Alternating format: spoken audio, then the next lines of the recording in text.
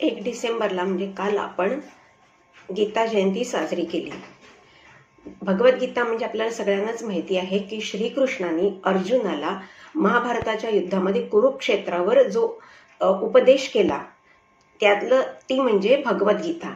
आता यामध्ये धर्म, ज्ञान आणि कर्तव्य हे अर्जुनाला समजावून सांगण्यासाठी श्रीकृष्णांनी ही भगवद्गीता सांगितली आणि ती मार्गशीर्ष महिन्यातल्या एकादशीला, ज्याला आपण मोक्षदा एकादशी म्हणतो, त्या दिवशी सांगितली गेली आणि त्यामुळे या दिवसालाच आपण गीता जयंती साजरी करतो। या गीतेमध्ये एकूण 18 अध्याय आहेत आणि या गीतेची अनेक भाषांमध्ये भाषांतरही झालेली आहेत।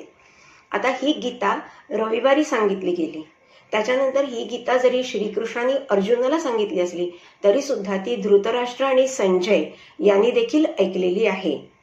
त्यानंतर गीतेचं जे ज्ञान आहे ते अर्जुनाच्या आधी भगवान सूर्यदेवांना प्राप्त झालं होतं असंही म्हटलं जातं।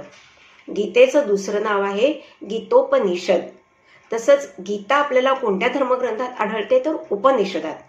आणि महाभारताचं जे शांती पर्व हा भाग आहे, या भागामध्ये आपल्याला गीता आढळते। आता गीतेमध्ये एकूण 700 श्लोक आहेत, त्यापैकी 574 श्लोक हे श्रीकृष्णांनी सांगितलेले आहेत। अर्जुनाचे 85 श्लोक आहेत, धृतराष्ट्राचा 1 श्लोक आहे आणि संजयाचे 40 श्लोक आहेत। असे 700 श्लोक यामध्ये आहेत। ही गीता रविवारी सांगितली गेली असंही मानलं जातं। त्यानंतर 13व्या शतकात ज्ञानेश्वरांनी गीतेवर टीका करणारा जो ग्रंथ लिहिला, ज्याला आपण भावार्थ दीपिका म्हणतो, तो लिहिला। त्यानंतर लोकमान्य टिळकांनी मंडालेच्या तुरुंगात गीता रहस्य हा सुद्धा गीतेचं जो कर्मयोग आहे त्याचं विवेचन करणारा विस्तृत ग्रंथ लिहिला। अशा प्रकारे गीतेचे जगभरात अनेक गीतेची टीका करणारे म्हणजे गीता सांगणारे, समजावून सांगणारे ग्रंथ निर्माण झालेले आहेत।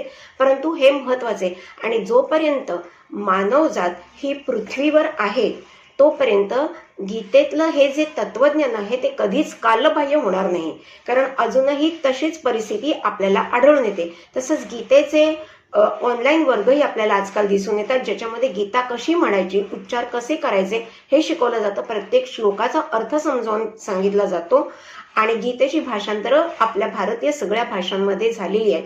त्यामुळे प्रत्येकाने, कमीत कमी सनातनी आणि हिंदू लोकांनी तरी ऑनलाईन तरी गीता शिकावी आणि गीतेचा 1 अध्याय रोज तरी वाचावा अशी सगळ्यांना विनंती। व्हिडिओ आवडला असेल तर लाईक करा, शेअर करा आणि न्यूज परामर्शला सबस्क्राईब करा।